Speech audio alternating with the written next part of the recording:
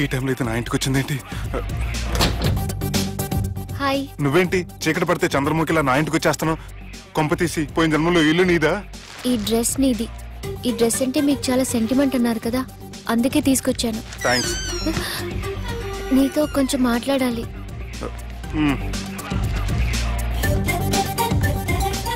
కూర్చోండి.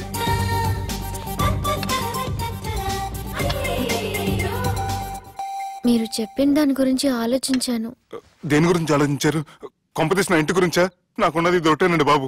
చిచి, అది కాదు. నేను మెడికల్ చెకప్ చేయించుకుందాం అనుకుంటున్నాను. చాలా థ్యాంక్స్ అండి. Thanks a lot. ఇప్పటికైనా నా బాధ అర్థం చేసుకున్నారు. Thank you. I'm really sorry అండి. జ్యూస్ తాతారా?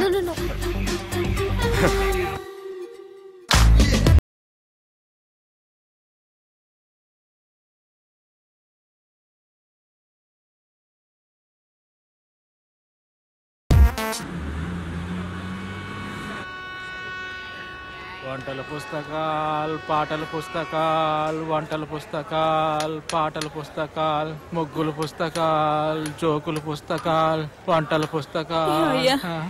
నాకు నడిచే ఓపిక లేదు, నా వల్ల కావడం లేదయ్యా. నిన్నటి నుంచి ఏమీ తినలేదు కదా, చాలా నీరసంగా ఉంది. అబ్బా, 2 బిస్కెట్ ప్యాకెట్లు ఇవ్వండి. కొంచెం ఓపిక పట్టు లక్ష్మి. ఇవాళ ఎలాగైనా ఒక్క పుస్తకం అన్న అమ్మి నీ ఆకలి తీరుస్తాను. కథల పుస్తకాలు, బిస్కెట్ ప్యాకెట్ పుస్తకాలు, వంటల పుస్తకాలు, జాగ్రత్త. కథల పుస్తకాలు, జోకుల పుస్తకాలు, ముగ్గుల పుస్తకం ఒకటి ఎంతండి? 20 రూపాయలండి. ఓ 5 పుస్తకాలు ఇవ్వండి. ఇదిగండి.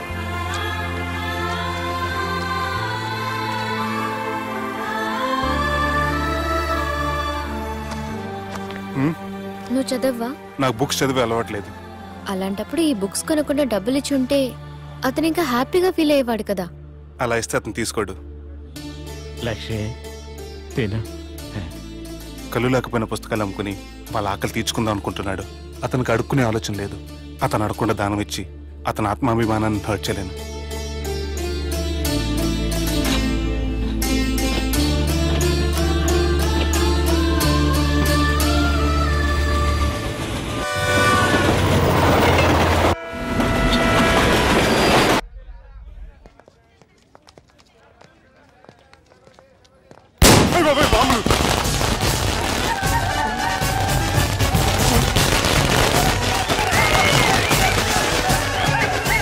ఏంటిదంతా?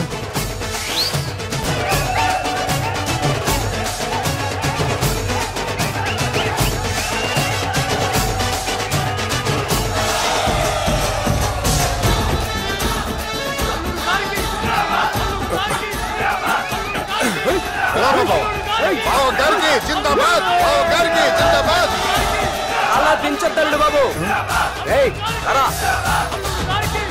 అది లెక్క.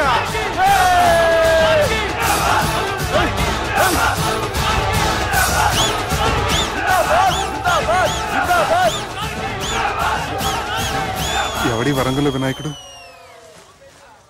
మన ఊరు ఎమ్మెల్యే బావా. కత్తి. ఈ బ్లడ్ డొనేషన్ ఏంటో.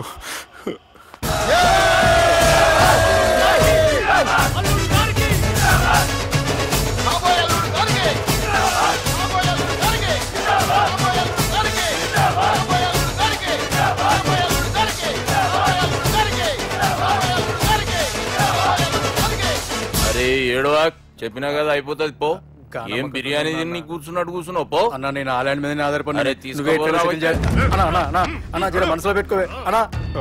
ఈ ఇల్లు ఏంటి రామ్ గోపాల్ వర్మ రాత్రి సినిమా లొకేషన్ లా ఉంది.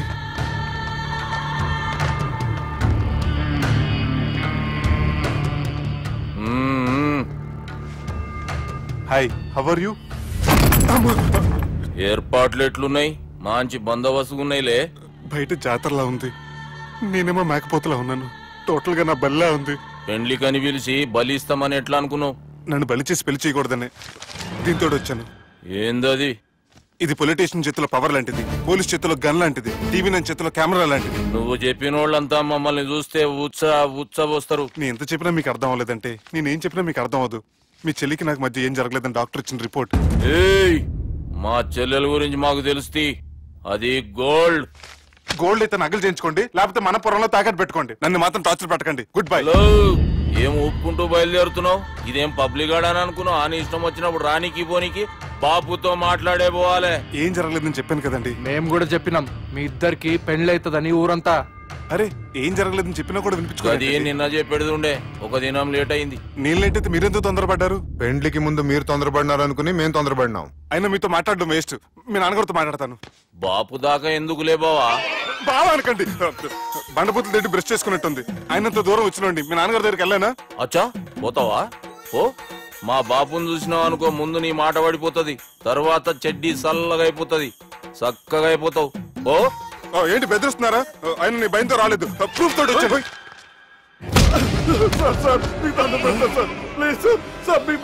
నేనే తప్పు చేయలేదు సార్, నన్ను వదిలేయండి సార్. సార్ నా మాట నమ్మండి సార్, ప్లీజ్ సార్. సార్ ఏం చేయలేదు సార్ నేను. సార్ సార్ సార్ సార్ నన్ను ఏం చేయొద్దని చెప్పండి సార్. సార్ వదిలేయండి సార్ నన్ను. సార్ సార్ నన్ను ఏం చేయండి సార్. సార్ సార్ సార్ ఈయన గాడ్ ఫాదర్ అనుకుంటే బ్యాడ్ ఫాదర్ లా ఉన్నాడు. ఇప్పుడు ఈ విషయం ఎలా చెప్పాలి? ఎవడ్రా అదే? నాయనా అదే చెప్పినాం కదా, సుబ్బు. సుబ్బు అని. సుబ్బు వాడు పెండ్లికి ఒప్పుకునేదాకా నౌకండ్రా. ప్రయాణం చేసి అలసిపోయినట్టున్నావు, పోయి రెస్ట్ తీసుకో. నువ్వేం టెన్షన్ పడకు బావా, అన్ని అనుకున్నట్టుగానే జరుగుతాయి. నువ్వు అన్న పిలుస్తున్నానా?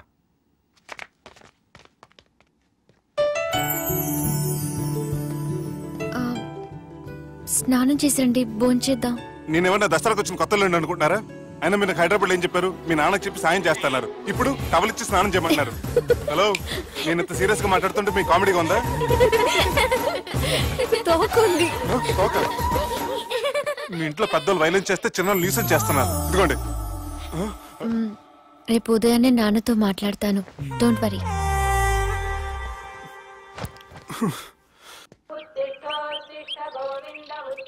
నన్ను క్షమించు నాన్న. జరిగిన దానికి నేను చాలా బాధపడుతున్నాను. అసలు ఏం జరిగిందంటే నువ్వేం చెప్పక్కర్లే, నాకంతా ఎరికే. అది కాదు నాన్న. జరిగేది ఎట్లయినా జరుగుతుంది, అది నేను చూసుకుంటాలే.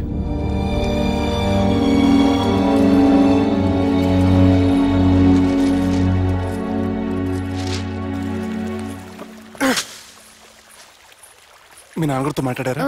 మాట్లాడాను. జరిగిందంతా చెప్పారా? ఆ అవకాశం నాకు ఇవ్వలేదు. అవకాశం ఇవ్వలేదా? మరి ఎంతసేపు మాట్లాడుకున్నారు? చెప్పాలని ట్రై చేశాను, కానీ వినిపించుకోలేదు. ఫ్యామిలీ అవతల మాట వినకుండా బతికేస్తున్నారు. కుర్రోడు సన్నగా 6 ప్యాక్స్ తోటున్నాడు కదని వలేసి పెట్టుకోవడానికి నీ నీటిలో చేపను కాదు, తిమింగ్లాన్ని అవసరమైతే నవ్వులేస్తాను. మీ పర్సనాలిటీకి ఇలాంటి మాటలు సూట్ అవ్వలే గానీ ఏం చేద్దామో చెప్పండి. మీరేం చేస్తారు? సెన్ నా నెత్తి మీద రెంటుకుంటే శవా కొట్టిన చివరి బంతిలో అయిపోయింది నా పరిస్థితి. మీ నాన్నతో మాట్లాడు కాదు, పోట్లాడైనా సరే తేల్చుకుంటాను. కానీ త్వరగా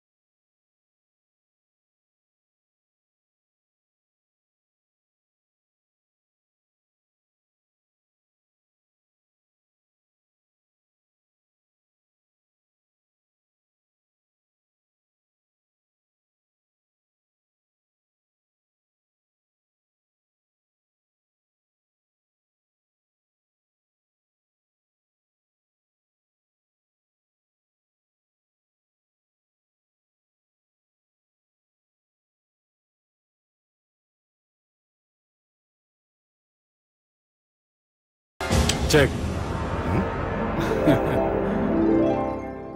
గెలవడానికి ఆడడం వస్తే సరిపోదు, ప్రత్యర్థిని 10 ఎత్తులకు ముందే పసిగట్టి పడగొట్టే సత్తా ఉండాలా. ఈ జిల్లాలోని నిన్ను గెలిచే మగాడు ఎవడున్నాడు బావా? ఆట ఇంక అయిపోలేదు.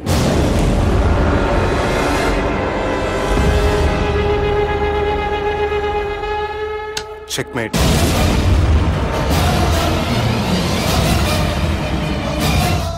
పది ఎత్తుల వరకు ఆలోచించగలరని మీ గురించి మీరే చెప్పారు. 11 ఎత్తు నేను ఆలోచించాను.